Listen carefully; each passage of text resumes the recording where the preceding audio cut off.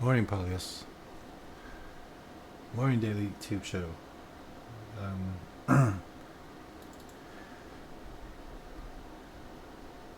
So as usual, I'm streaming on YouTube and on the Discord app. The description should, I mean, the site should be in the description below. Good morning, Alex. Good morning, Hernan. I haven't heard from you in a while. Let's see.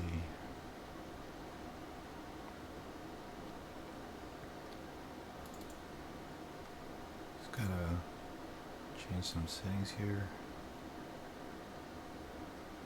Put it down. Okay. I want to shrink myself a little bit. Don't want to cover up the level 2. That should be good. Okay. Morning, Carnan. Time to make money? I don't know. Honestly. So, this is what I see, guys. Uh, Even though today looks like it's a good day for a bounce, if you're using trade ideas, or if you noticed on your high-low tickers, everything is financial and banks, right?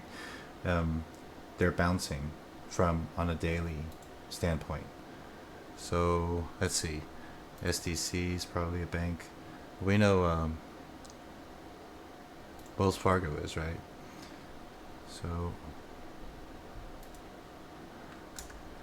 just an idea of what's going on. And you know that from my previous streams, I'm a little hesitant with banks because of their action. So here's Wells Fargo, and let me get you a clean chart here. Here's Wells Fargo on a daily. So so we know it's been banks been or financial groups and all of those areas are going down because of the employment, and today is bouncing up. So when that happens, when it bounces up right from the morning, we don't know how far up it wants to go anymore, you know.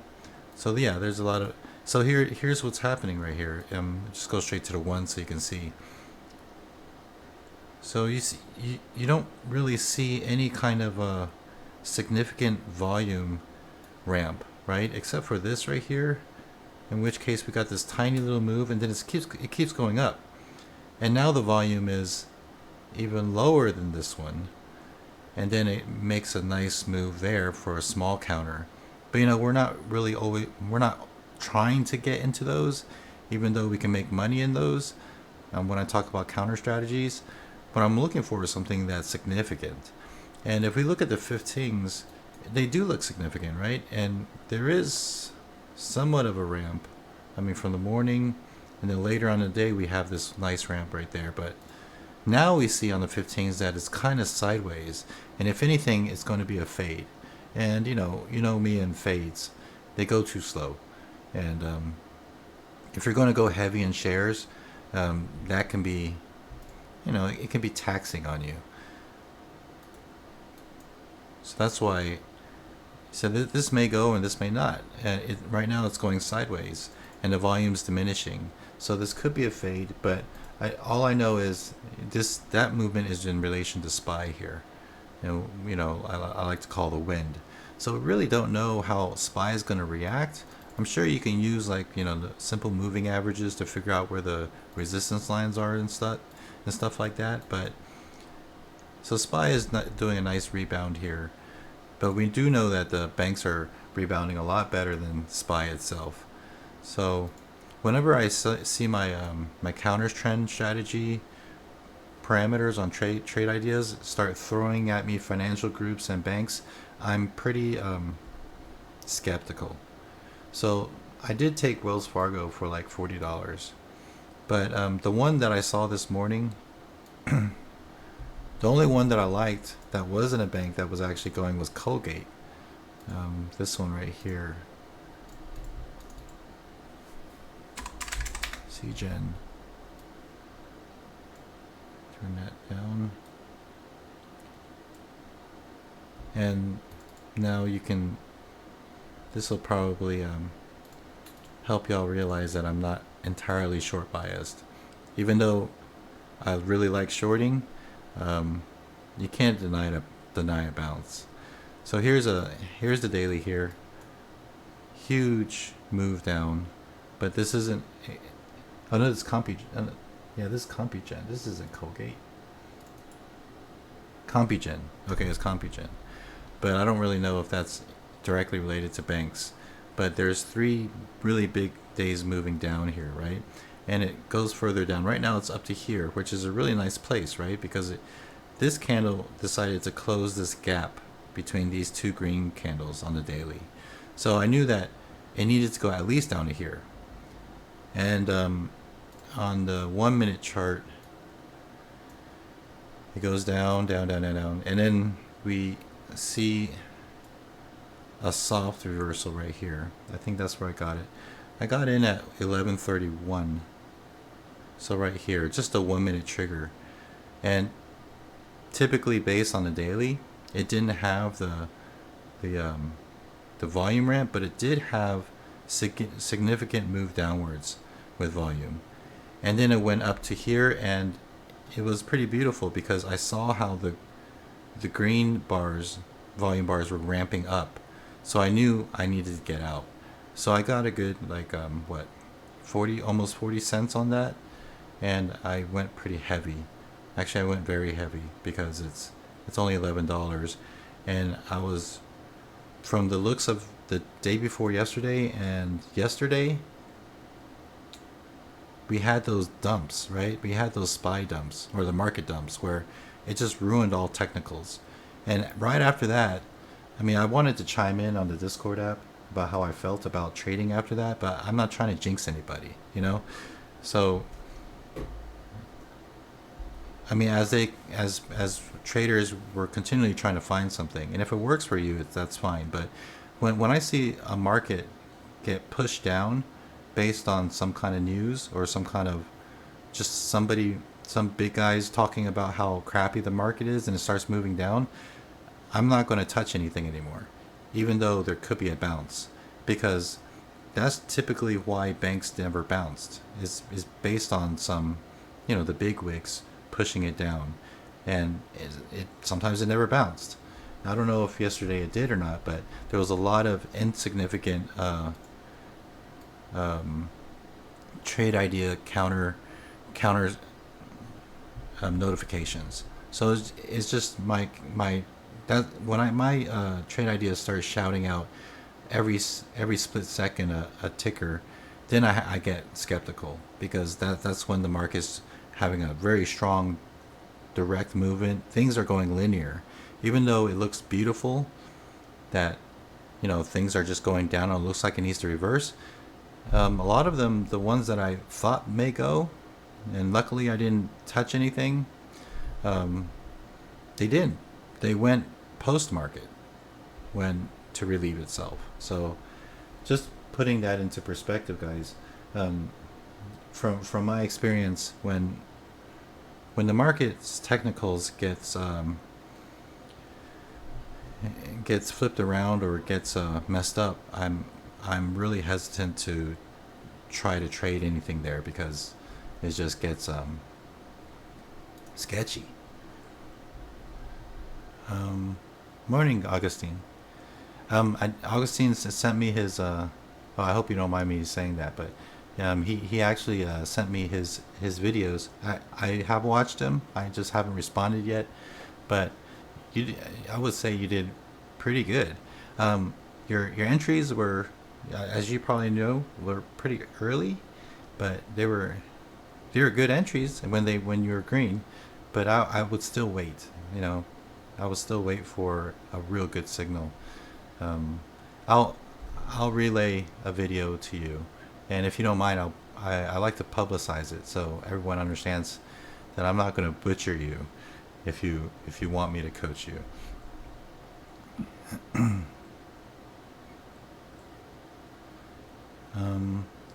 Polly says, Albert, how do you learn counter strength from A to Z? Any course soon?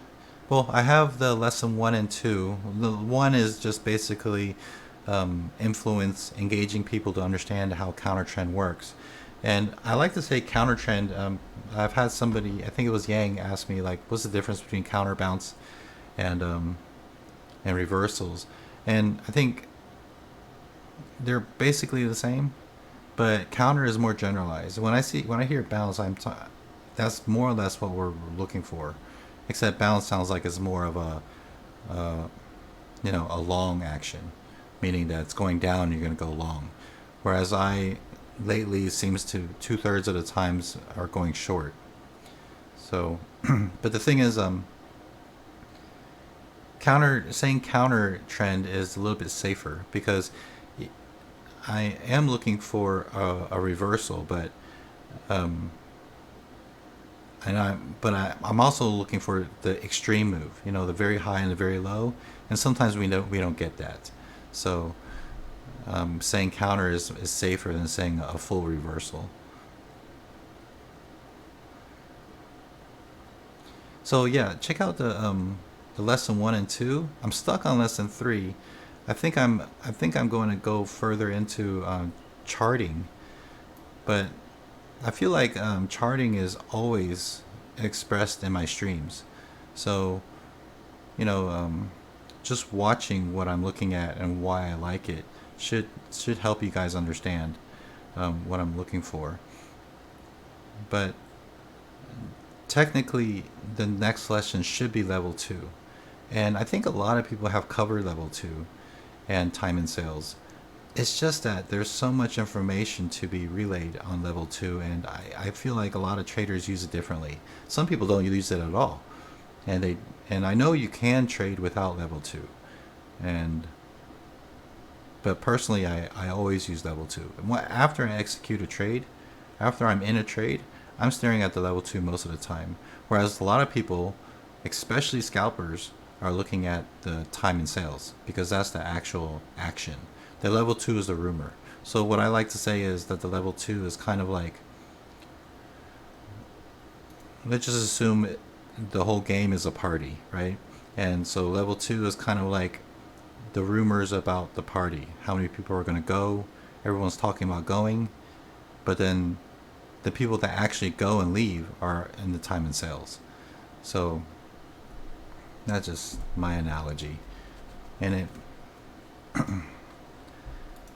and the problem level 2 has is that there are hidden orders. But what you do see generally is, it really helps in knowing what's going to happen. But yeah, I'll try to cover that. There's just so many good people out there on YouTube expressing it. But there's also people telling you their opinion, which is great. Personally, I find the level 2 more important than the time and sales. Importance as in, I like to watch it more than the time and sales, because time and sales goes really fast, and you can get pretty baffled.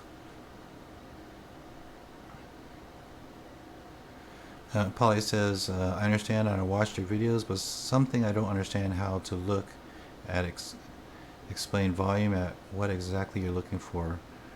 For most times, I'll lose in trading. How about going over entries? And Efren asks, hey, what's going on, Efren? Going over entries and playing the spreads unless you have something already. I don't have something on the spreads. That is just another tricky one. So, yeah. Let me just go ahead and that is a really good topic. Let me just go ahead and make sure I take a note on that. But I can tell you right now what I do. But let me just type it out just so I remember.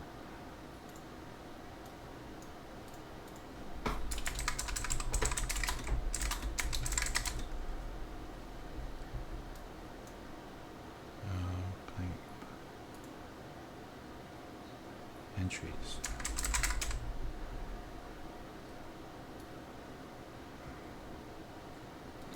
With spreads, I seem, compared to the newer people, I totally neglect to realize the difficulties of spreads. But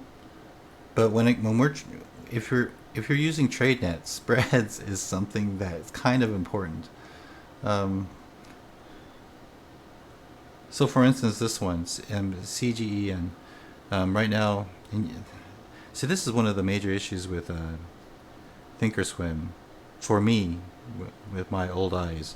They're just so small, and I can't change the font. But At the most right now there's a 3 cent spread, and generally there's a 1 cent spread, so I don't really worry about that, right? But when we're talking about like small caps, low floats, let's just see if I can find one here.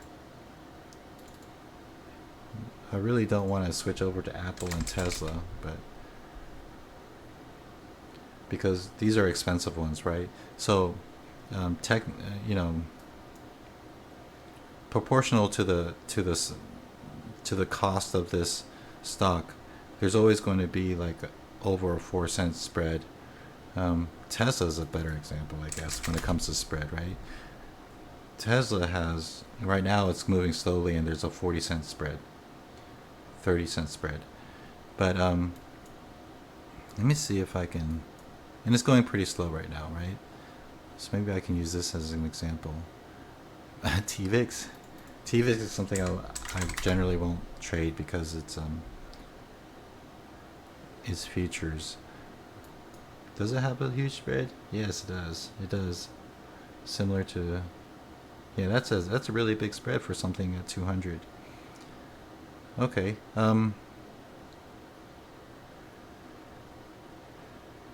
Execution on spreads. Well, then we're talking about stop loss.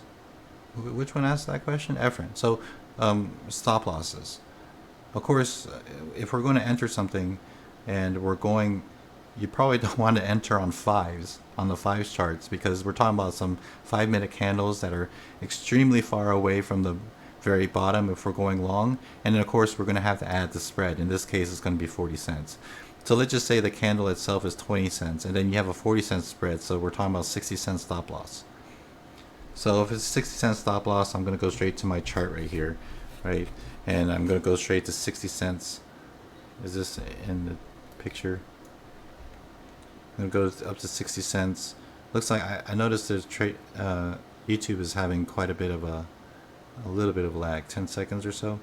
So I'll go accordingly here, right? So if there is a spread, technically speaking, I'm going to have a lot of conviction, not because there's a lot of spread, but because if I'm even thinking about trading something like that, there must be a really good reason, right? So I'm probably going to go hit the $200 area. That's just me, okay? So 300 shares, 60 cent loss. 60 cent stop based on the spreads, and then that's a $200. That's like a $200 possible loss. But of course, there's probably perfection in this trade if I'm going to do that, or I'm going to trade really small. So just to trade accordingly. Now the main issue about spreads is, what if it doesn't go your way? Well, then if it doesn't go your way, guys, then you really have to find the next area of resistance or support. So let's just say here's the 15s, right? Let's just say you bounced it off this candle right here. I don't know if this is going to be a good example. Yeah, let's just say you bounced it off here at 20 on a 1 minute chart, and you got in at say 210, right? And it went all the way up, but then it starts coming down on you. Now the question is, because there's a 40 cent spread, are you going to actually get all out? And in my case, probably not out, not completely. Let's just say most likely I'm just going to take out 2/3 without thinking, because I see this right here, down here, and in the post market it went down to 201. So that's when I'm going to add to my position, because if the chart still looks good, if it still has the ramp in volume, and it just went the other way, then there's a chance that I may actually go up there. It just kind of faked you out, and that's one of the reasons why a lot of big guys would put their stop losses far away, but they don't tell you where or how far away, right? But for me, farther away means where is the next trend line, and hopefully it's closer than we think. In this case, the next trend line is actually in this light colored area of the post market of, say, around 250 or something, 270 something. And that's when I'm going to take out 2/3 at the stop, and I'm going to add 2/3 or more with more conviction near the bottom. So it's not really doubling up. I'm relieving myself of my position. So when I get down to here, I'm going to be closer to the next trend line. So that's how I would do a stock with spreads. And if it's still looking good, that's what I would do. But other than that, a lot of times you really have to go back and look at the 15s, 5s, and 1s to make sure that when it doesn't go your way, does it still have the ramp? Because if it doesn't, then technically what we're doing is a revenge trade. And, it's hard to identify what we're doing when we're a little bit emotional about a trade that you went heavy on because there was a lot of spreads and it goes against you. That's why you always have to look back and get technical. What's the 15 and 5s and 1s look like? Is there a nice ramp? If there isn't, then you most likely have to cut your losses. And that's when it hurts. So yeah, of course, like someone like Carnan will say, I hear him all the time say something like, the spreads are too big. And that's a really good reason why not to take a trade. Yeah. So like with Tesla, I'm perfectly fine with trading with like under 50 shares because you could make $100, and $100 may sound small sometimes, but at that kind of risk, $100 is fine with me because it's not about how much you make, it's how much you could possibly lose. Because every time we get into a trade, we're already losing, right? We're already on the opposite end of the market.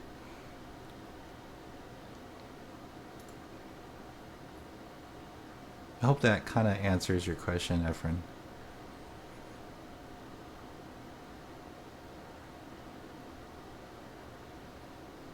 Hey, good morning, Warren.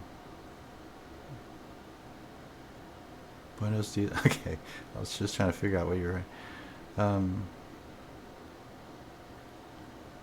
John Y asks, do you have a link to your trade ideas layout? I don't. I don't know if I can create a link. I can send you the file. What you could do if you'd like to chat with me, and I'm always up for that. Meeting new people. Go to the website below, newbietrading.com. This is Jeremy Newby's website, and there's a button for joining the chat room. Right now the chat room's free. You just jump in and then you can PM me on the Discord app, and I'll send you the file. If that sounds too complicated for you, you can email me. But personally, I like to chit chat and just bounce around ideas.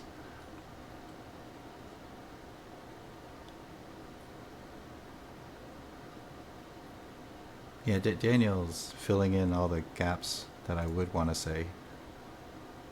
Thanks, Daniel.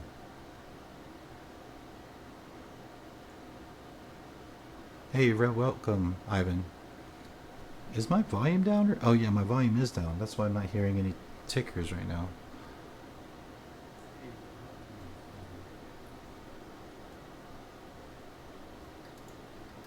Okay.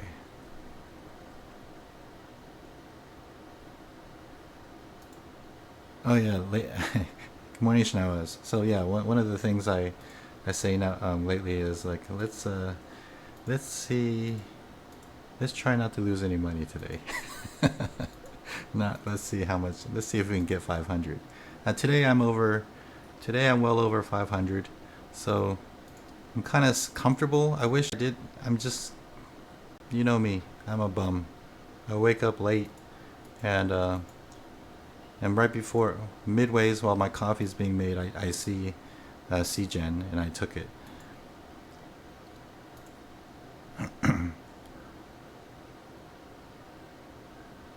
Oh yeah, Carnan. Trainet's commission sucks. As of now, with all these new platforms, but the one great thing about CFDs is it's fast because it's a mirror, right? We're not adding or taking away liquidity, so there's no, well, not much at least, according to Bear. According to Bear, and he's probably He's very knowledgeable. He says that CFDs actually does have an effect on liquidity, depending on how big your size is. So that means someone like me may actually affect it a little bit, possibly. Here's Colgate. See, Colgate actually did go. So this was on my...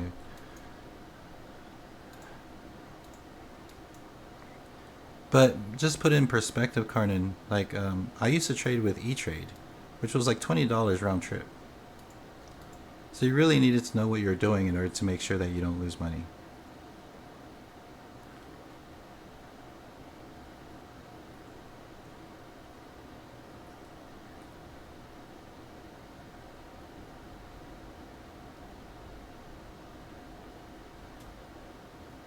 So yeah, Colgate had a signal, kind of, right? You guys see that? How the volume down here, and then it just started bouncing up here. Why didn't I take this? Guys, you know, it's very possible that I took CGen thinking it was Colgate, but this thing all the way went to VWAP. But I mean, you know, I wouldn't have never assumed that.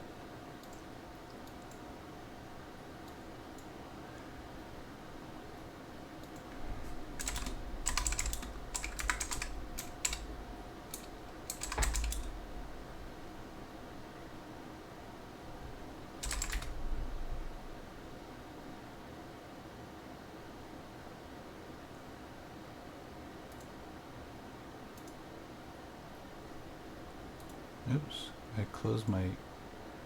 Yang says, is CFD legal in the U.S.? CFD is not legal in the U.S. CFD is it's a tricky scenario.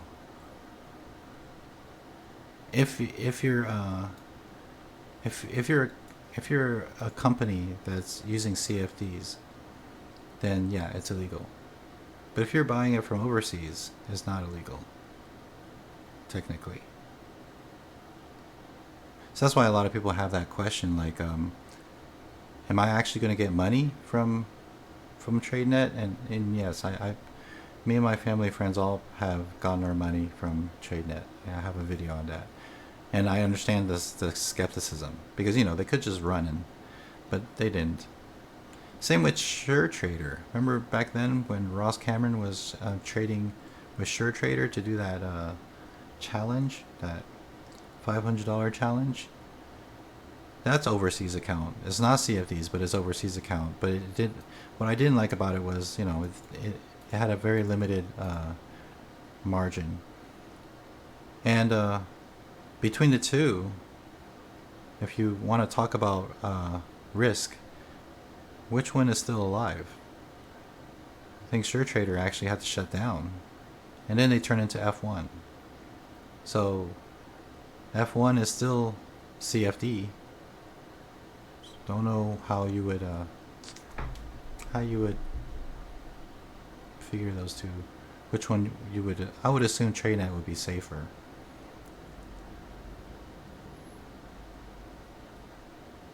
Yeah, CFDs. I really don't like going into all the technicals, because you know whenever you start saying that one is a scam, and it's really not. Everything's a scam, actually. Everything's against you. You know, nobody really talks about it, but before, you know, like just recently I was told that Thinkorswim's commissions is free now, right? Well, nobody would have expected commissions to be free until somebody small like Robinhood started having zero commissions, right? Back then, it was just the norm. It was the norm to have to pay a lot of money. It was the norm to pay $20 round trip on E-Trade. And of course, we all knew that they have our money. As a day trader, they have well over $25,000 of our money that they're playing around with over there. And yet, they still want us to pay for the platform level 2 and commissions and routing fees. We knew this, but there was nothing we could do. And so, yeah, I would say that it's a scam in itself, all in itself as well, you know? Hey, interactive brokers is awesome. E-Trade is awesome. You could trade almost everything on E-Trade. The E-Trade is cheaper now, of course. And if you have a lot of money in there, you can negotiate it down. Uh, Surprisingly, one of the best scalpers I know uses E-Trade. At that time, it wasn't direct access. So there was still a lag when it came to trading, and yet he still scalped with E-Trade. And he's just old school like that. He's so comfortable with E-Trade, he won't switch. And so those of us who think, we need a platform that's super fast, or Thinkorswim has lag. Yeah, I actually noticed Thinkorswim does have lag, but E-Trade is almost similar. I don't know about now, but back then E-Trade was, you'll see the circle of death during the executions. So it's like 1, 2, and then it executes your trade, and then you still paid. At that time, I was paying $16 round trip. But the thing about the $16 is, for a hardcore professional scalper, and of course, you may assume that I'm a scalper. I actually heard someone compliment me about my scalping, which, I'm perfectly fine with. The richest man I know is a scalper, except for my father. He's kind of rich, but because he saves money. But the guy that I know that makes the most money every day is a scalper, and you can't do per share when you do scalping, because you're only looking for 2 to 5 cents at most, and you're in and out in under 10 seconds. That's a true scalper, and he's putting in well over 10,000 shares every single time. So you can't do per share. You have to do per trade. So now he's probably super happy that E-Trade is free, and he's killing it every single day. He's killing it. I'm talking about 10,000 plus every single day. I've already spoke too much about this person. I really don't want to expose his name. No, he's not part of our community. He's very low key, and he's almost to the point where he's Daniel's asking who he is. He's to a point where he's one of those people that wants to hide from the government. One of those that rather live in a hole, in a silo somewhere far, far away.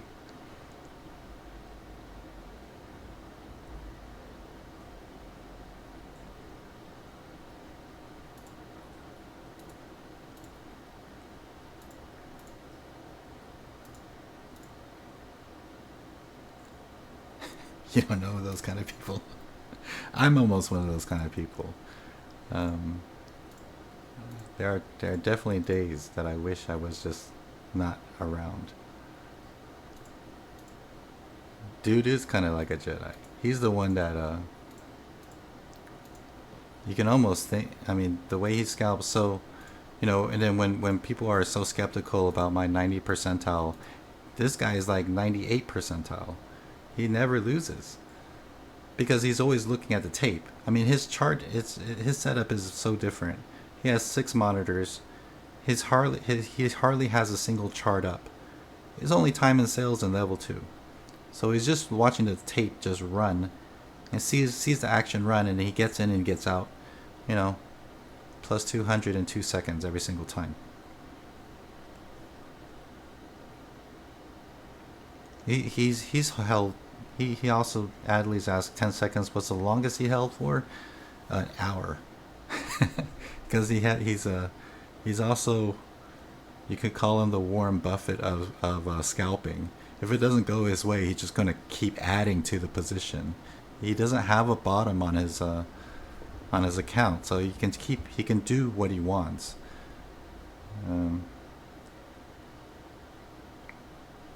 Yeah, he's an algo trader, Yang. Very well put. You could see what I'm talking about is on YouTube, not the typical trader. But if you look at hedge funds and you look up scalper, a true scalper, and you'll know exactly what they're doing. They're just looking for the price action and just watching things, the tape run, and they enter and exit.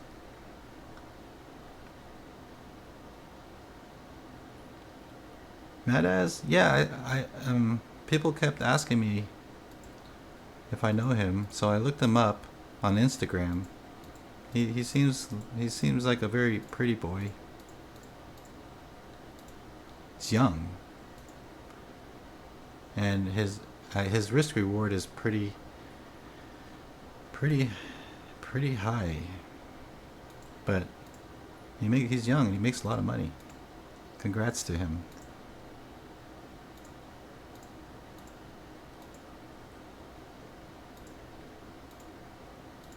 He looks like one of those natural traders, whereas I am is an academic, meaning that, well, not when I say academic, it sounds like I'm a student. I'm somebody that actually had to try really hard to get where I am.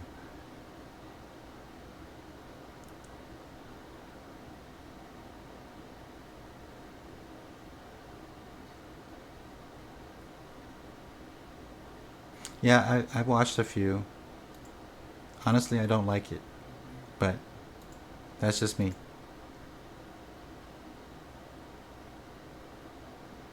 Yeah, does he scalp?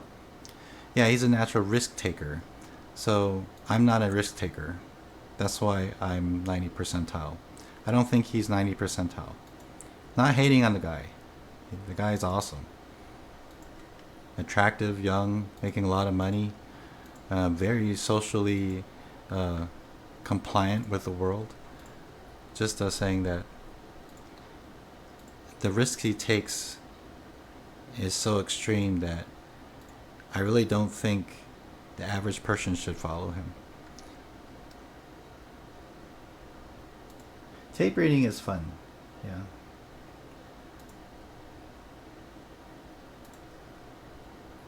Let's see if I can find anything here. No, right now the market's starting to go sideways. Now, the one thing that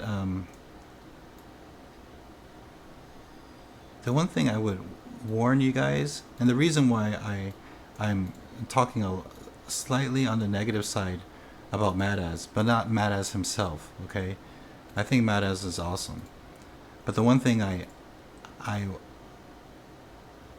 would like to warn all of you, especially if you're not a millionaire, is that his risk reward is based on being a millionaire.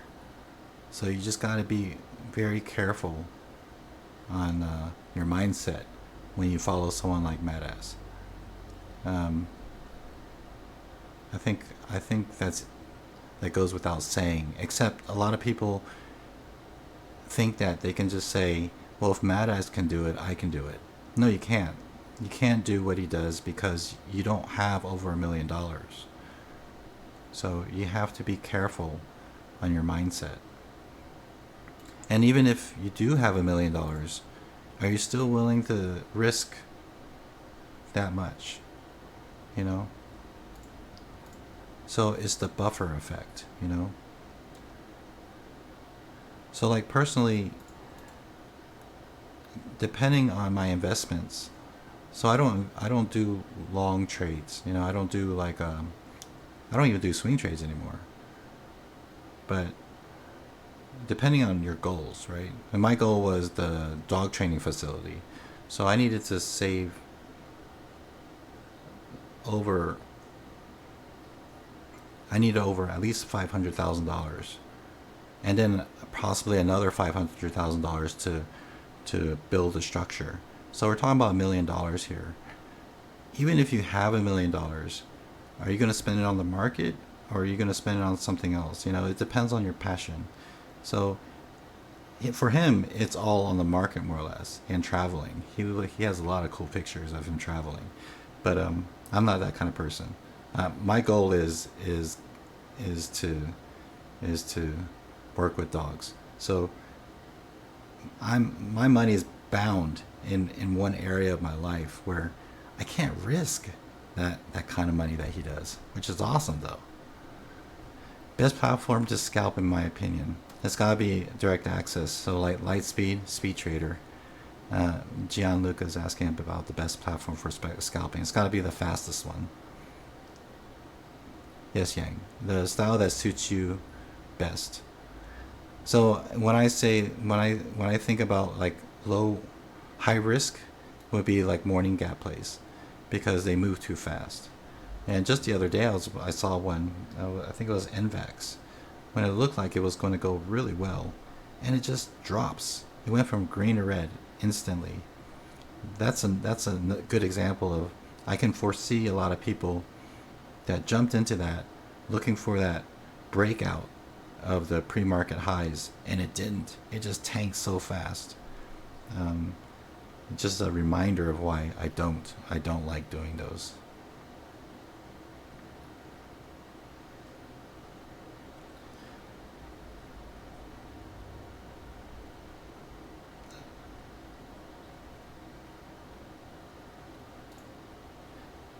My mindset is actually, about the dogs, is also my, I think Daniel is also the reason why I'm successful in trading, because I'm not hungry for that money anymore. I trade according to what I see. I don't trade according to how much I want. And that's the problem with a lot of the YouTubers out there. And personally, I said this once and I actually truly believe it. My subscribers are the smartest people. Because they're the ones that probably tried the gap trade and found out that I need to be, told themselves I need a higher percentage of win rate than the gap trade. So the gamblers can stay at the gambling world, and a lot of them are YouTubers and young people that are trying to do the penny stocks. And I'm not saying that's wrong. Those $1 breakouts do work, or the bag holding and the dumping works. I used to do those as well, but the risk is high, very high. So my people, my subscribers, are the ones that understand to limit risk and stay profitable. That's why I think they you may still be money hungry, but you understand the factor of you can make $200 every single day, but you won't be losing $2,000, $2,000 to $5,000 in one trade, like these other people are. Your losses are limited, so you're gonna do better in the end. You can make $10,000 every single day, but you can lose $100,000 the next day, depending on how you trade.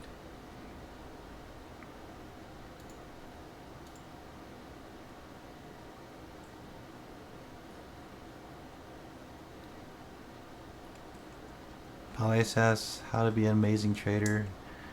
After 10 years would be okay, so how to be a guru, learn from the best. Okay, so where do you find guru traders? I mean real traders. Uh, Find the ones. Well, Jeremy Newby is a real trader. He's definitely one that can trade. Find the ones that are willing to show you their. I I don't really know if there's that many fake gurus. Honestly, I keep seeing that one Middle Eastern guy or Indian guy. You probably do too, 'cause if you're watching me, YouTube's gonna throw you those commercials about trading. There's this one guy that keeps talking about the fake gurus, and the more I listen to him, the more I realize, hey, he could be trading almost the exact same strategy I am. Hitting the highs and the lows, finding the very highs and the very lows. That's what I'm doing. Except he has a niche where he probably wants you to join his chat room or something. Yeah, Dan Park. He's all over the place. I'm almost enjoying it. At first, it was an annoyance, but I'm starting to enjoy him. Just keep throwing out. He has a webinar, so he's definitely going to make money somewhere in there. I mean, there's got to be a reason why he's doing it. Um, I would honestly say, personally, the fake gurus are the ones that talk too much. And the fake gurus are the ones that want to charge you $3,000 for a lesson. Dale, good question. How do you spell Jeremy's last name? Well, it's in the in the website name. His last name's Newbie. So yeah, I at first I didn't realize until recently, why everyone thought Newbie Trading was my website. Because newbie is also another term for a new person, but Newbie is his last name. So that's why I can see the discrepancy there. This is not my website. This is my friend Jeremy Newbie. So Newbie is just his last name, Dale.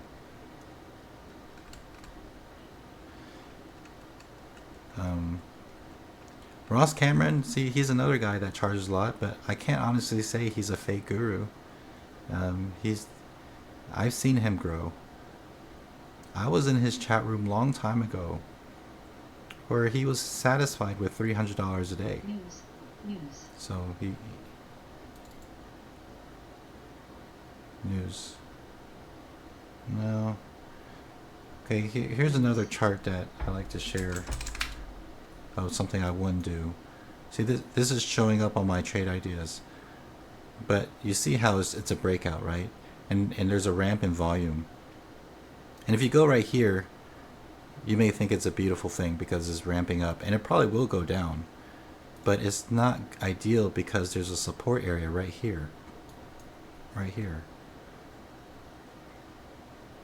So I wouldn't take a trade like this, even though there's a ramp in volume and it's going up, because it's not something that was steady. And we probably see it in the 15s here. Yeah, in the 15s you see a hard reset.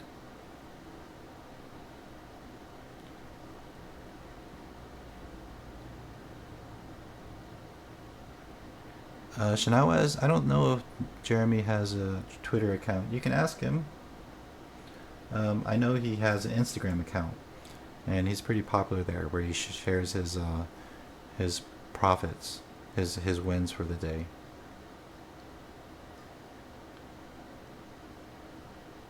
They don't live trade either, Dale. I think Ross does, but he's very similar to me, as in we don't share a platform. But he also, I don't know how often he ever records and shares his platform after, like I do.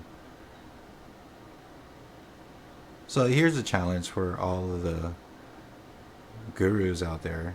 And I'm not saying I'm a guru. I'm just a regular guy that has been trading for over 15 years. So I'm comfortable here. I don't like sitting here. I'd rather be playing with dogs, if you know what I mean. But there's, still that COVID issue. They should post their actions for 2 months, like I have, and then from there you know that he's for real.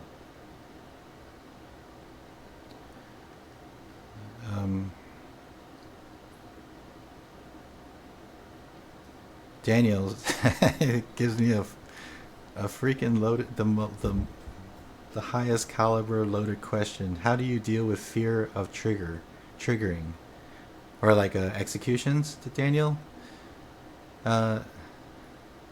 Okay. Actually, I'm prepared for this answer. The Daily Tube Show asks, "Does Jeremy trade the same strategy?" When I first met him, yeah. When I first met him, we were in agreement on we both like, a little bit of everything, but counter strategy has always been fun. It's like sniping. We wait for the perfect shot and we take it, and then we can get in and get out. Nowadays, I can almost see that Jeremy has a higher threshold, and he trades large, so he's willing to add a little bit more risk than I am.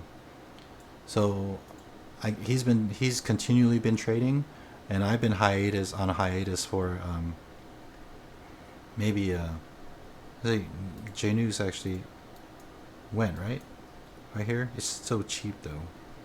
It's so cheap. It's a penny stock. But yeah, we do have generally the same strategy, to a degree that we've been thinking about collaborating when it comes to the courses, but I'm already posting it, so I'm pretty sure he's going to have something a little bit more advanced than mine. Mine is just straight for beginners because I have a lot of real beginners, whereas a lot of you guys already know how to read level 2 and such things. So that how to deal with uh, the psychology. Well, I can tell you this much because I've been on both ends, right? If you already know my story, how I used to trade for my father in high school prior to understanding the importance of money, trading was easy. And then once we started realizing how important money was, and having like being married and having to pay bills, that's when money starts meaning something, right? And then some of us actually love money, which is fine. Um, but then it gets harder, right? Psychologically, it gets harder. So there are a lot of things I do. First thing I do is trade like it's points. Trade like it's a video game, except a very hardcore video game. So my analogies and my examples may not apply for you because a lot of people don't play games as hardcore as I did. As in, like, you'll spend 3 months creating a character. Like, for me, it was Diablo 2, hardcore. You'll spend 3 months trying to get him to the highest level, being the strongest character in the game. And if you mess up, if you just blink, you could die. So, so you understand how points and your effort matters, and learning how to perfect your strategy. So with this one, when it comes to trading itself, if you know after recording your trades and knowing that you never stray from your trades, your emotions are fully intact.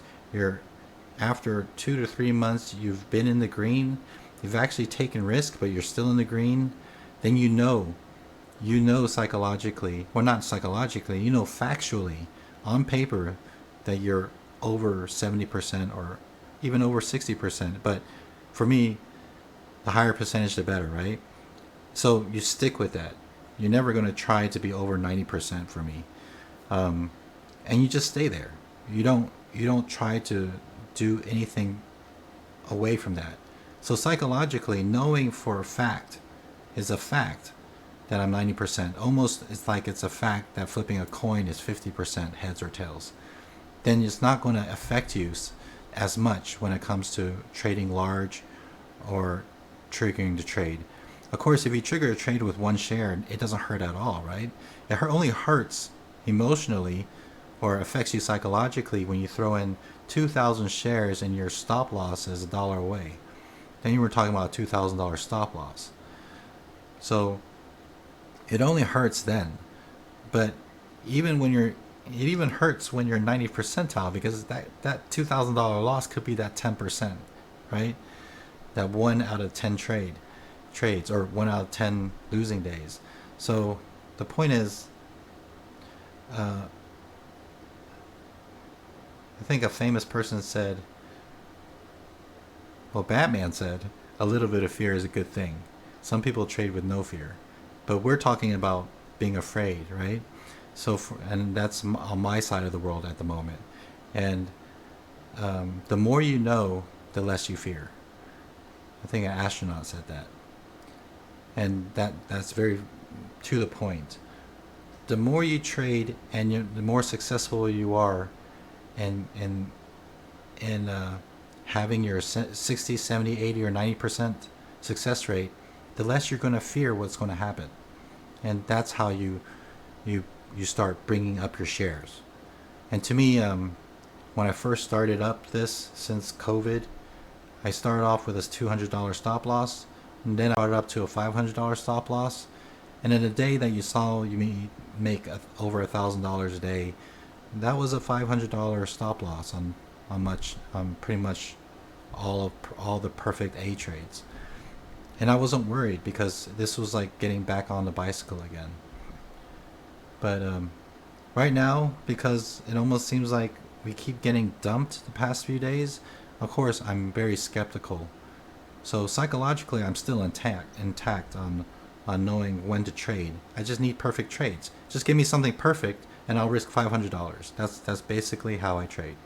If it's not perfect, then I'm just going to F around and just say 300, 200 shares until and make $50 here and there. That's the psychology. It's the waiting game, right, Daniel? Unless you're like a multitasker, and that's why I say some women could actually probably be good at trading because they can multitask. To me, it's patience. Yeah, some people have perfect patience, and it's always about my biggest issue wasn't patience back in the days. I think as I got older, I actually lost patience, or have to focus on patience. But back in the days, it was about my confidence, my ego, right? So for guys, the biggest issue is revenge trading. So I had a major issue with revenge trading back in the days. If you look at the 4 years ago, I revenge traded a lot. And then you'll know when I revenge trade because I'm always looking for that parabolic move. And yet, if it starts ruining that shape and going sideways and it goes against me, you'll see 4 years ago I'll add to it because I know it'll come down, in which a lot of cases it does. And I still had 90 percentile. But you'll also see like me being unrealized red for a lot of money just to make it back. And I just don't do that anymore because I like to live a long life, and doing something like that is very taxing on you.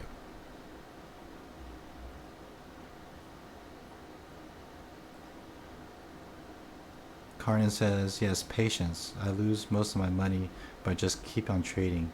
Yeah, I can see that in you, Karnan. I mean, not knowing you, but I know that you being a MMA fighter, you're just waiting for that. You're not always sniping. You're always just swinging until you find something. Yeah, gotta tighten up, Karnan. And well, you're also. I think you're on a great track record. You've actually haven't fail-boated completely, which is awesome because you just started, and you seem to be, from what I see in the chat room, you're throwing out some perfect ideas here and there.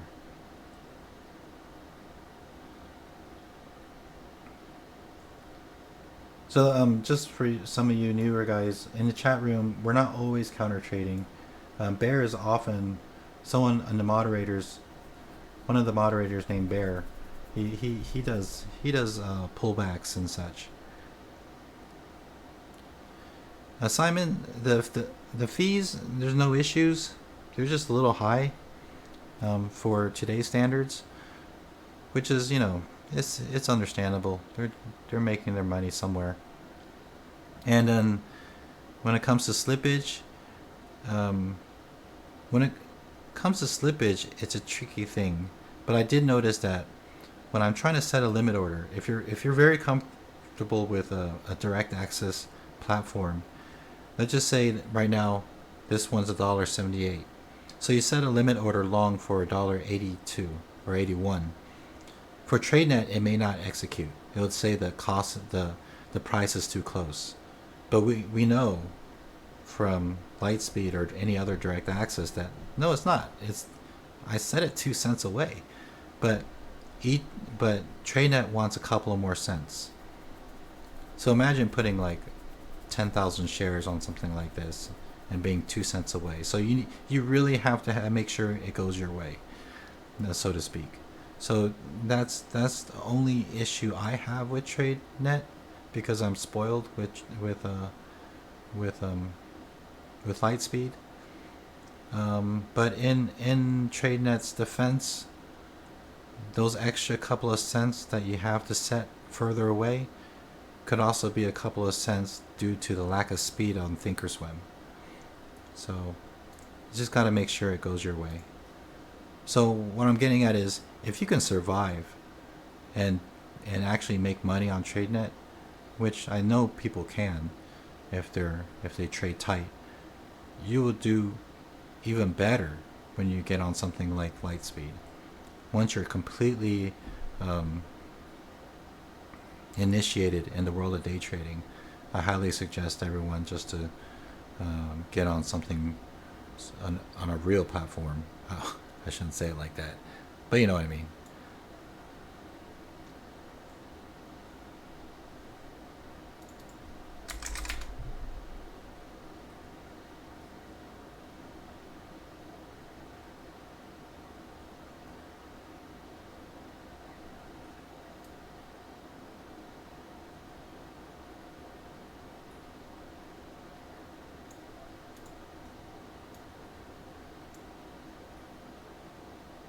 One second here.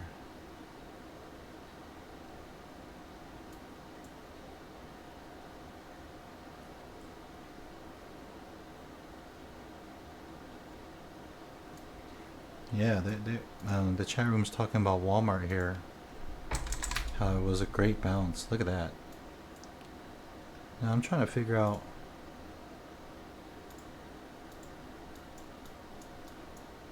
Okay, yeah, I see it now on a daily. I don't know if anybody actually.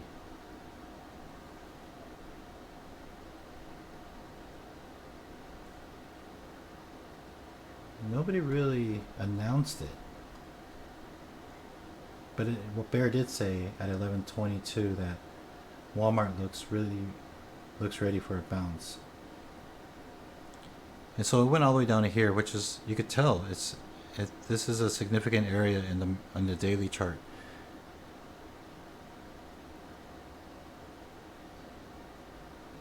And then fives, see, no true signal. And this one was rough for a while, and then it moves up, which is nice. But was it predictable? I don't know about that. So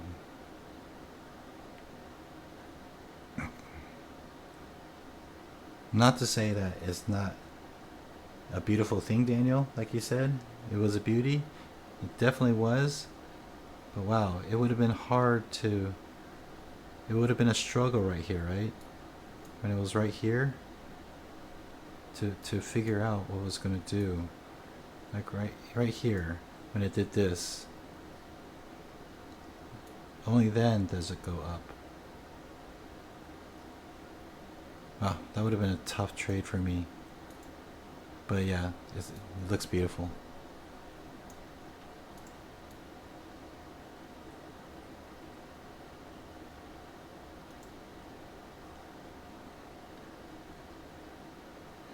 Simon asked, yes, he asked if market orders are better than limit orders. For me, I don't have much, because I'm countering, and with counters, I'm looking for that execution when it reverses. When it reverses, there's that pause when it goes up, right? If I'm talking about a short, there's a pause when it goes up, but then you can execute it once it goes down.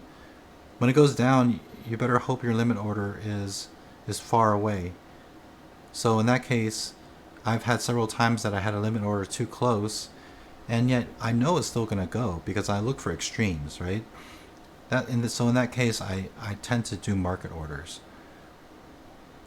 But I'm sure you can do okay with ACB. Limit orders. ACB. JSEC is faster than my trade ideas. JSEC mentioned this on the Discord app. Yeah, 200 shares would have been nice, Daniel. News from Richard Burr.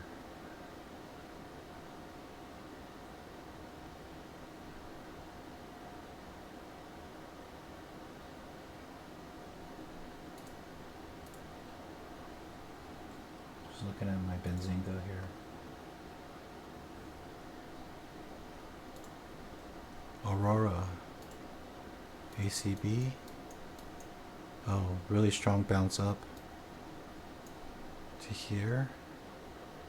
This high is 637.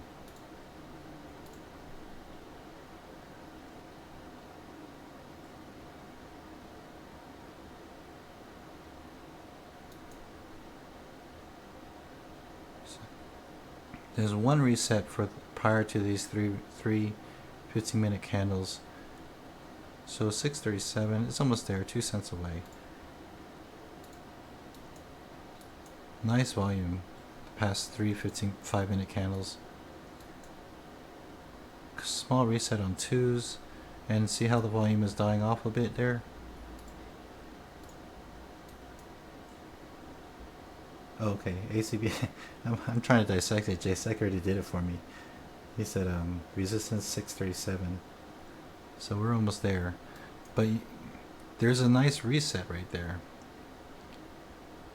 It actually looks like a bear flag, but it popped up.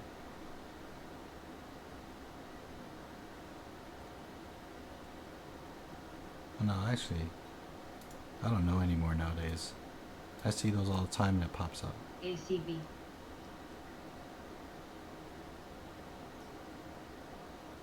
It looks good, kinda. It's going down. Yeah, it's not some. I'm already up quite a bit. I really don't want to have one red out of my 3 trades.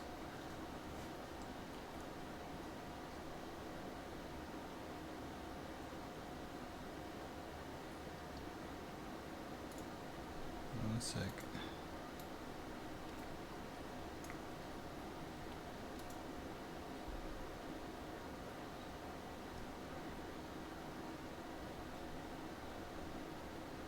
It looks.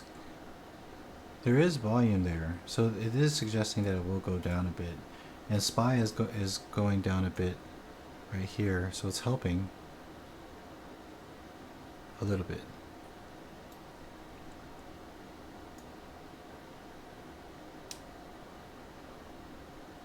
Oh, Carnan says there's a gap closed there. Is there a gap? Crap. What did I do to my chart? Click the side. There, okay. Close to, oh, that's close to the gap, yeah. 647. Oh, there is a gap here. A tiny little gap. I didn't notice that. 646.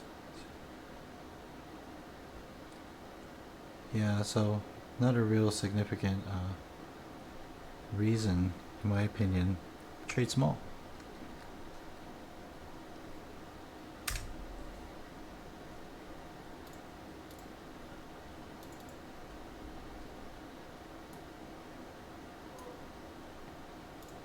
If you're really bored, trade small. But I mean, to me, no trade is better than a red trade. I'm starting to sound old, guys.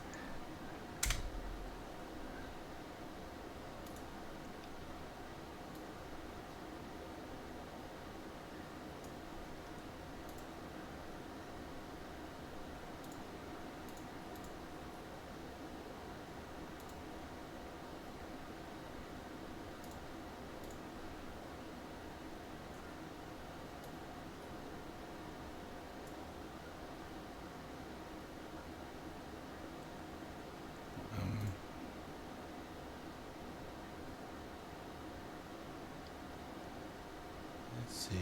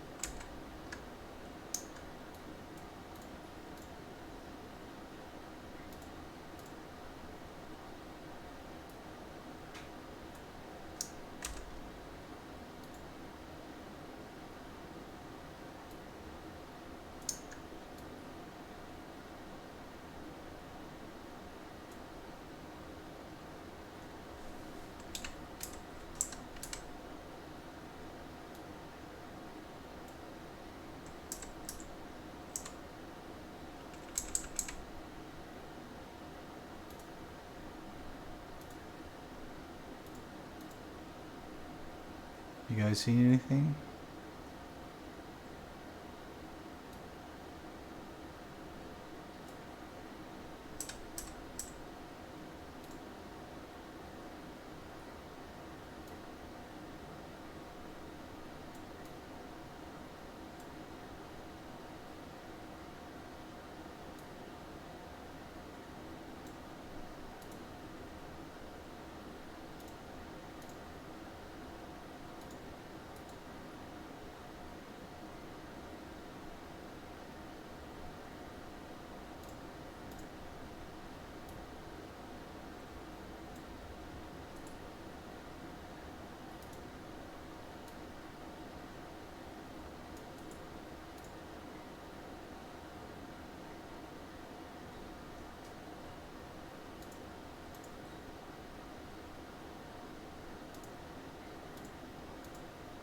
XP? Oh, nice dive down. Yeah.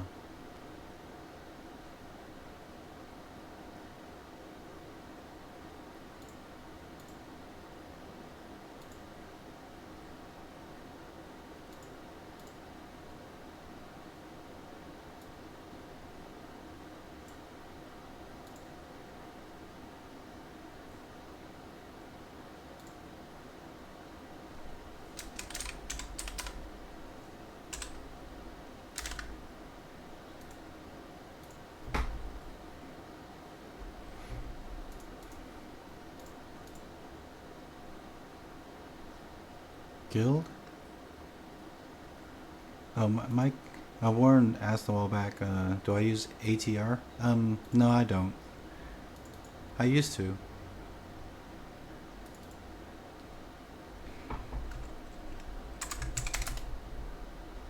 Oh yeah, Guild was nice. Wait. Fill in the gaps, I guess.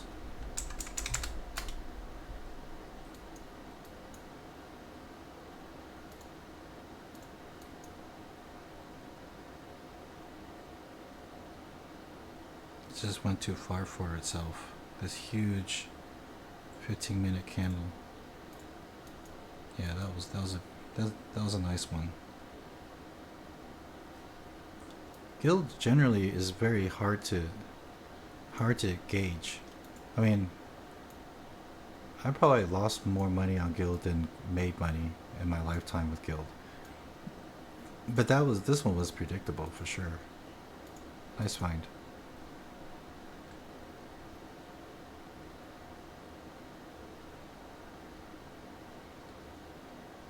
XP? Yeah, I already looked at that one, right? Yeah, it's possible if it keeps going. What does the daily look like? Oh, it's a gap fill. Yeah, that's nice. XP has closed the gap right there. Very strong support.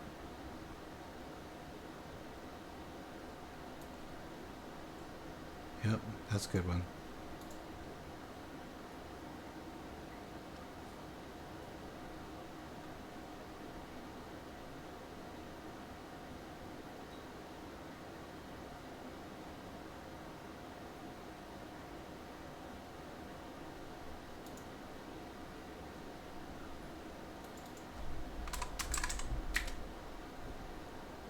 CompuGen, CGen. Oh, that's the one I was actually trading earlier today. It still went down, didn't it? Oh, there's a lot of volume. A lot of extra volume there. It's doing a huge red day today, guys. Interesting area right here. Next stop would be down here. See how it's touching these two candles? These three candles? But at the moment,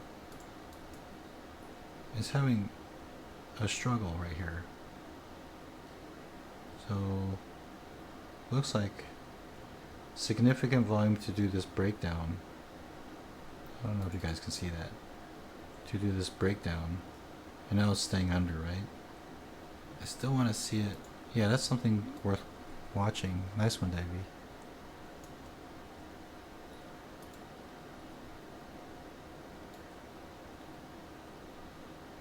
Hey, how's it going, Dewey?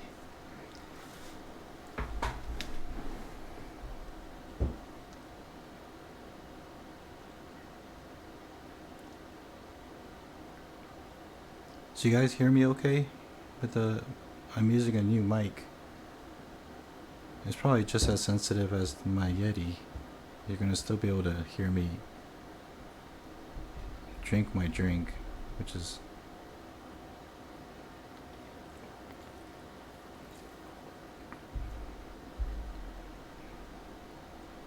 Hear me perfectly? You can drink it? I mean, you can hear it? So I remember it wasn't not too long ago that I went to use the restroom and I tried to turn off my Yeti. And the Yeti has this tiny little button here. And I pressed it, but it was still on, so you guys can actually hear me far away using the restroom. That was embarrassing.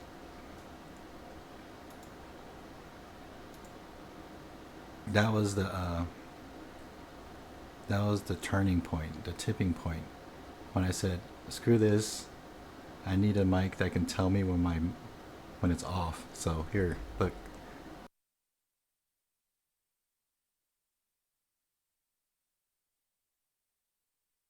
So now I can see it far away if my mic is on or off.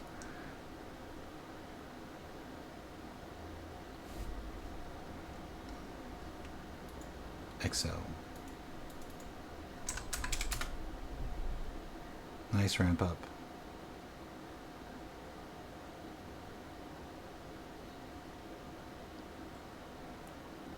This is the HyperX. I think it came out like last year. People are saying a lot of good things about it.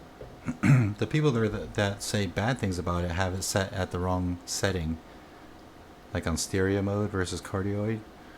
But I like it. It's pretty. It's let me bring it down. It looks like this. Looks like a lamp. But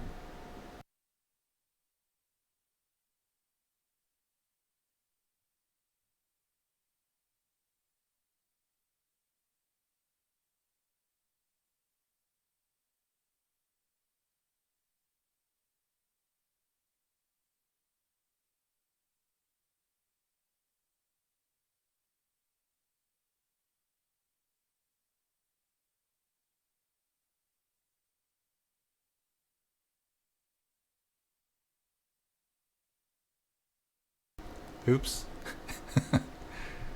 I was saying that the hissing is actually the air purifier.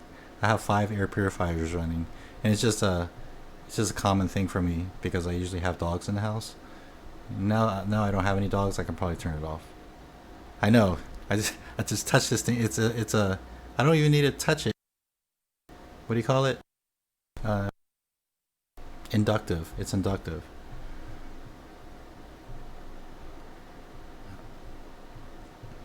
Yeah. So the hissing, I should turn it down. In fact, I don't even need it on anymore. But it's just something it's a comfortable sound.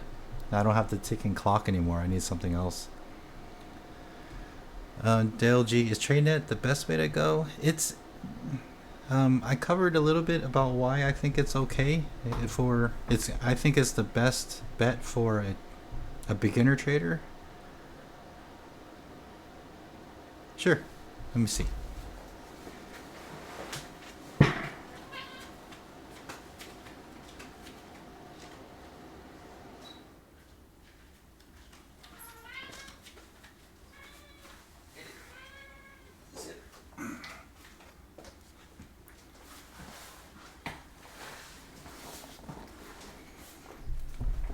Is that better, guys? Is the hissing gone?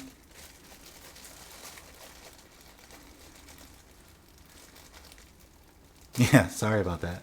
I also have this mic set on real high because I don't do the typical 6-inch distance, you know. Yeah, this is David, Fluffy Bottoms. He's real fat. You'll see me walk away every now and then because he's scratching my leg for food.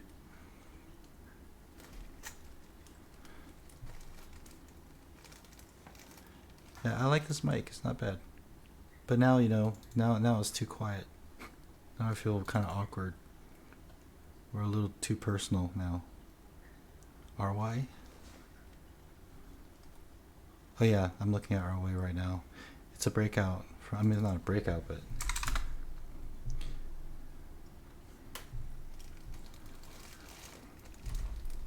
So yeah, Fluffy Bottoms here for David is my little co-pilot in trading.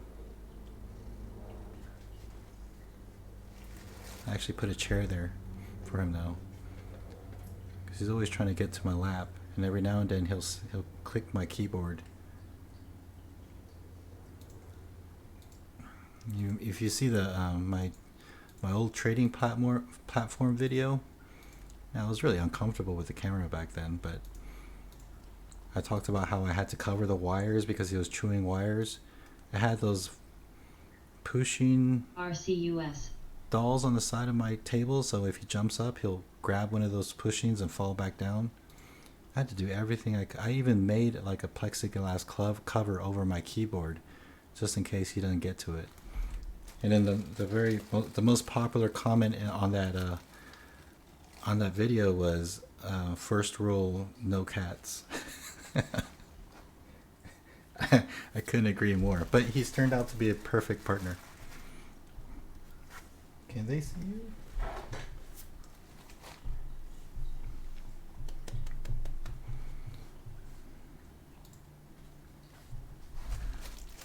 Oh, he wants his food.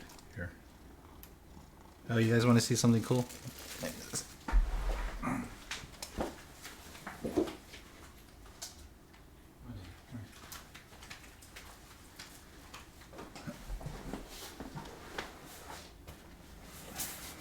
David, come here.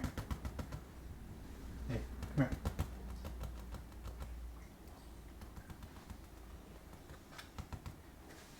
What?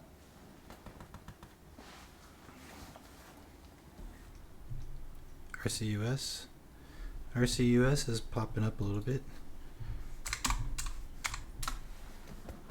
Come here, David. Oh, come on. Typical. You have a parrot, Daniel? Always wanted a bird.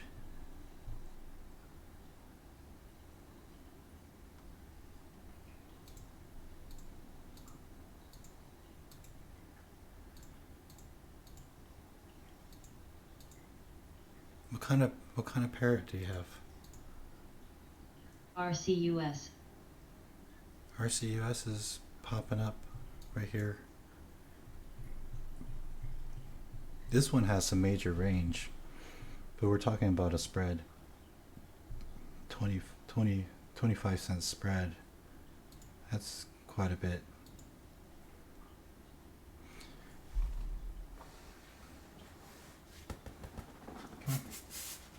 Come up here. I want to show them something. Man, what a lazy bastard. He's like, why? When you can pick me up. Alright, show them. David, sit. Ring. Ring. Okay, can you ring again? Ring again? You're missing it. Right, ring. He's not used to me holding it. Ring. Good boy.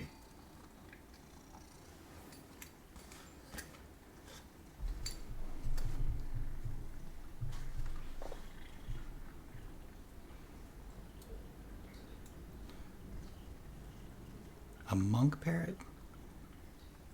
Quaker parrot.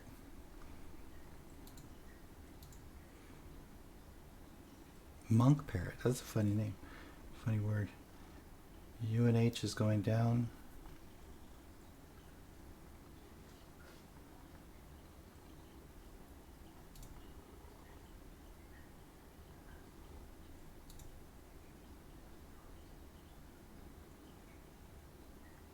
XCL.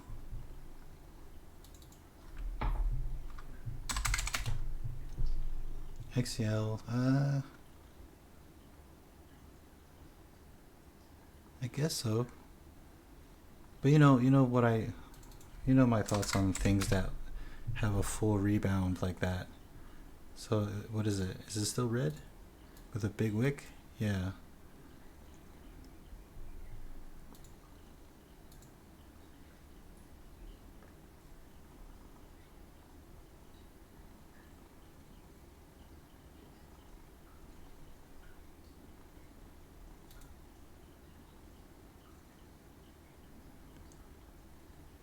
So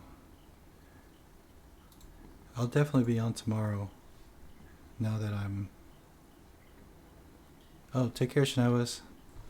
I wish I could have found something for y'all to trade today. I probably need to get on earlier.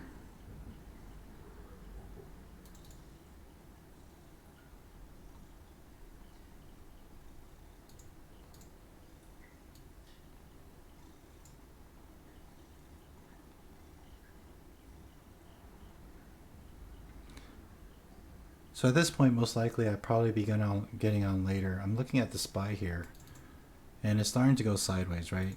So there's always going to be, not always, but every now and then there's going to be that one trade. I don't know if I answered your question, Dale. Sorry about that. But he asked if TradeNet's the best way to go. I think TradeNet is really good for beginners. I covered it probably in one of the videos. In a couple of videos I mentioned why, because I know there's a lot of skeptics. There's a lot of people that think that it's fraud. Then I don't think it is, considering that cumulatively CSCO. Cisco's dropping pretty hard here.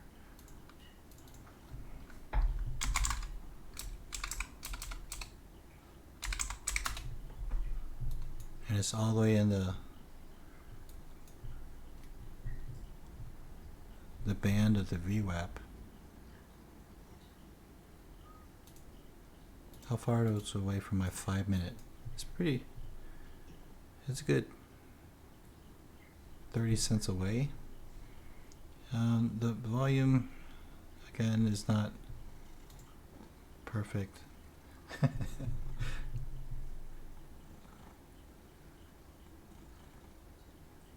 Thanks, JSEC.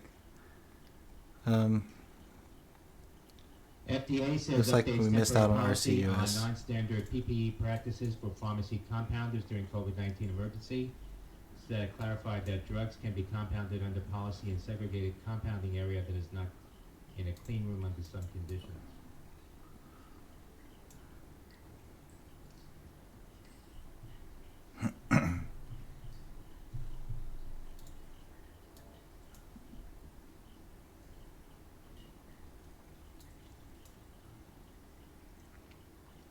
APT, Alpha Protect shares spiking to the highs now. $15, APT, up 15% today, Alpha Papa Tango. Nice volume pop spike on APT.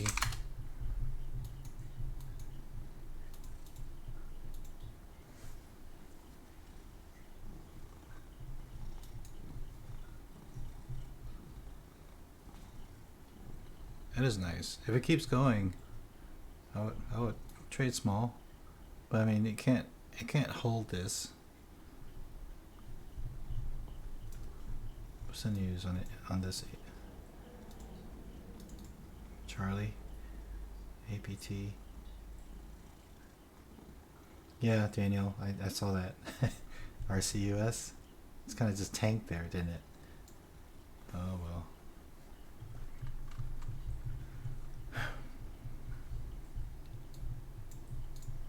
Double checking CGen. Look at that. I think Debbie called CGen and it did a nice little reversal there. Not little, quite a bit.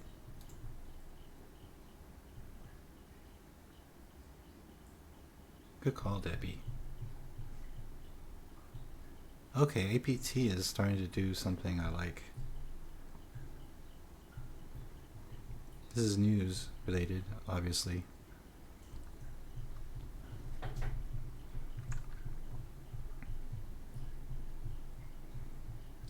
This one may be too fast, but this is obviously. I should post this. Let me type this out.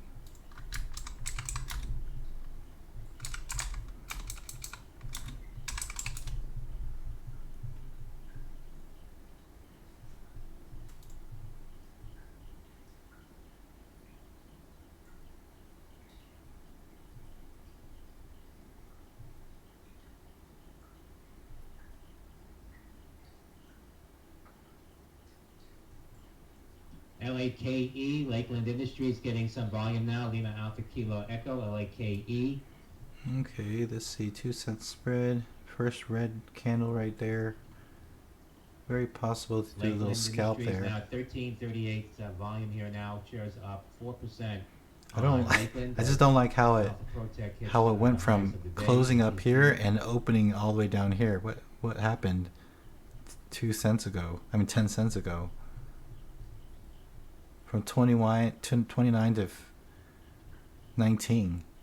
What's that all about?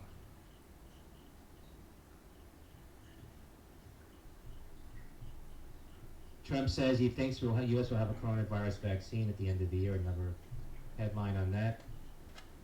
So I'm hesitant now because now it feels like I'm already too far away, and at least it's popping back up. Let's look at the daily. Let's see what we have.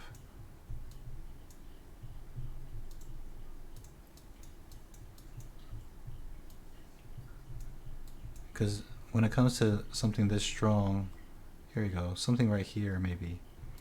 Next stop will be on this wick. 1570, 1560, 1570, 6970. Does it touch any? This one right here is 16.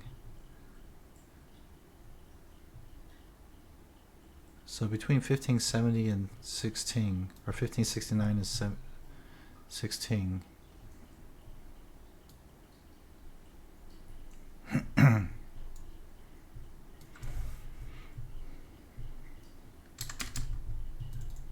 Setting up. Try this out. Creating a stop. Wherever it reverses, I'll set my stop at high a day. Yeah, 1569 is the resistance, and then the next stop would be 16. So, don't like how the volume is dying right here though.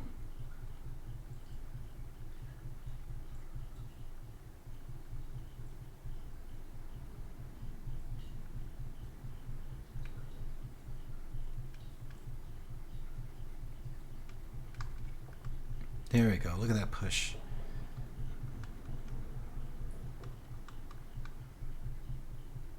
Almost 1569.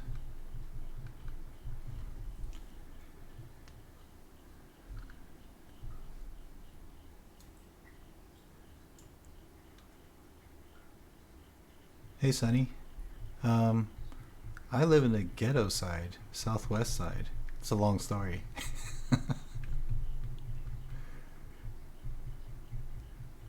It's not. LLIT, Leandro. Well, it's not the ghetto side. Lima Lima India Tango. I just personally live in a really old neighborhood.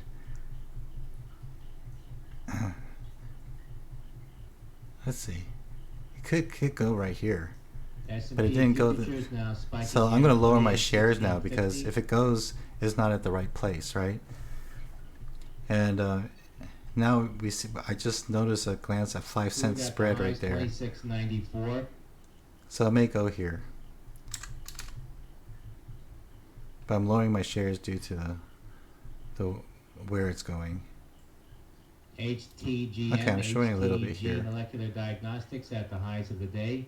Hotel Tango Golf Michael. At 15, it's a pretty poor entry, 1533, but it's gonna go. 1558, 1557 is the high, so I'm gonna set it at 1558.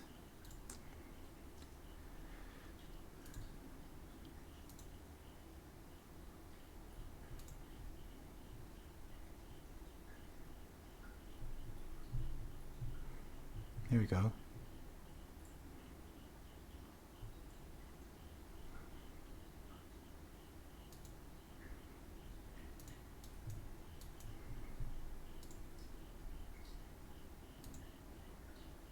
Okay. Melt a little bit. Checking level 2, and I'm... Oh! You see, I saw that 1520 and I got out, but it kind of spiked back up at 1523. Okay. That's the quick little scalp. Because we really don't know how much farther it was going to go up.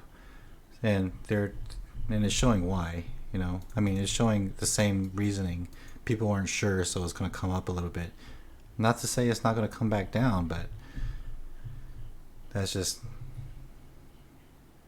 me. Also, you see this right here, right? There's a little, on the 1 minute chart, there's a little support area right here. And I'm all for that support area because it didn't hit that number we wanted, that Daniel pointed out, the 1569 resist. So don't get greedy. And in fact, this was only like a $27 run because I only put in 300. I wanted to start off with 500 and add to 1,000 if it actually hit 1569, but it didn't. President Trump says he never spoke with anyone at the Justice Department about Senator Burr's So, case. you know, whatever. That's just me playing it safe again. And again, yeah, SPY is ripping as well. Another good reason to be weary of the wind pushing against you. But it was a sure thing, wasn't it, guys? Because of just that push up like that. Just had to get an okay entry, and my entry wasn't even that good. Hope some of you got a little bit of it. And it's still going down. Nice. But just be wary that it needs to contend to this area, that 1516 area. You got in at 1544? You lucky bastard. David, I don't have food on me anymore. You ate it all, buddy.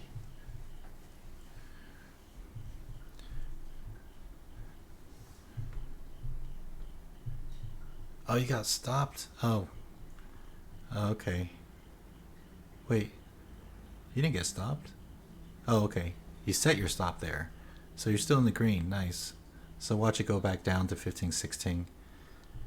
Especially when SPY... Okay, SPY's turning red now. So this should help a bit.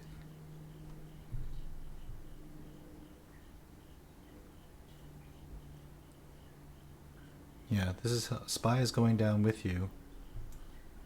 So you're good so far.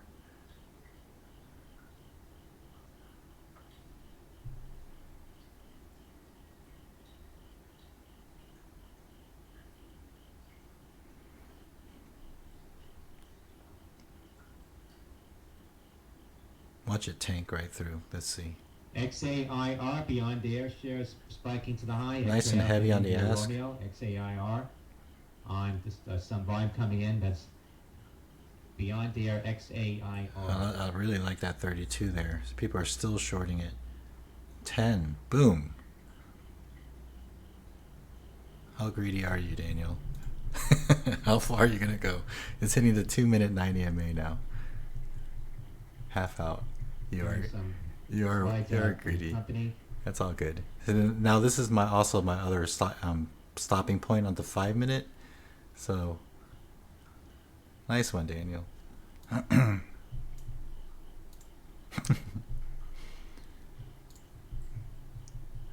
So this was before APT.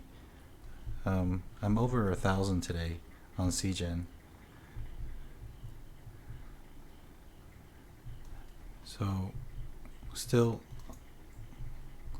overall, yeah, let the winners run, but be wary. This is a pop. This isn't a perfect setup. But you're right. PGR. I'm rooting for you.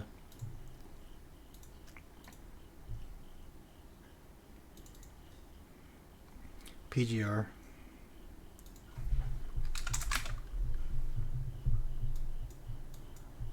It's just nice ramp up, spike in volume here and here. It's coming down. SPY's going down as well. 5 cent spread. Yeah, you had a really good entry. Good job.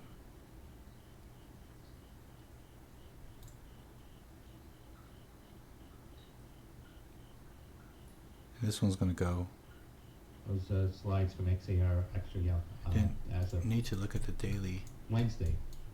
Shares hitting a high of 870. The daily.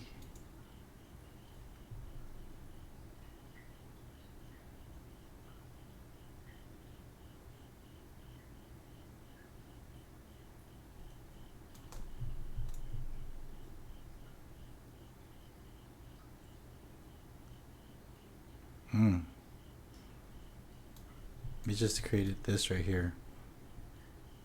That's scary. That huge candle.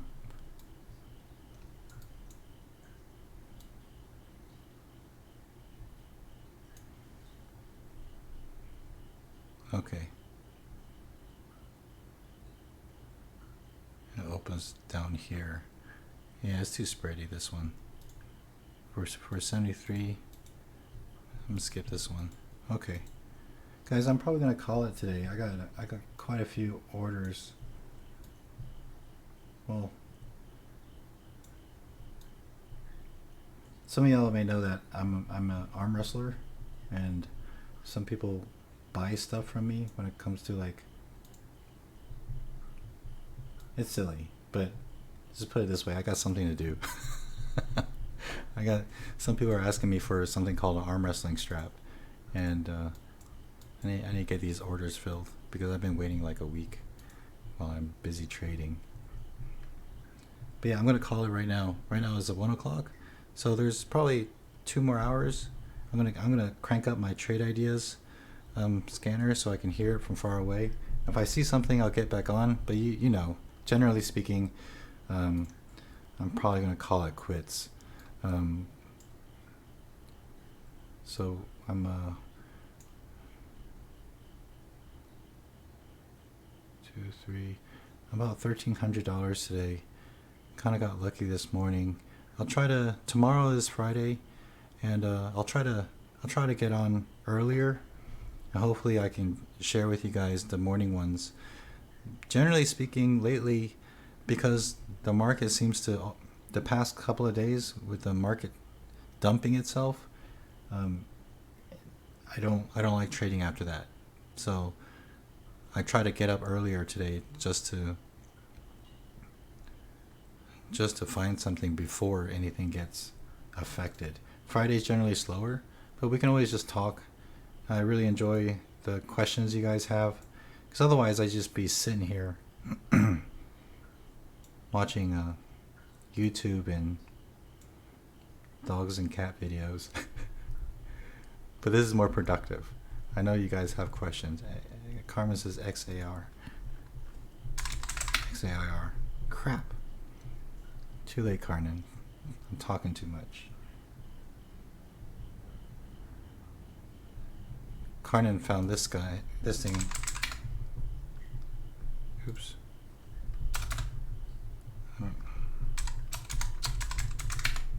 This thing right here. Very similar to the one we just traded.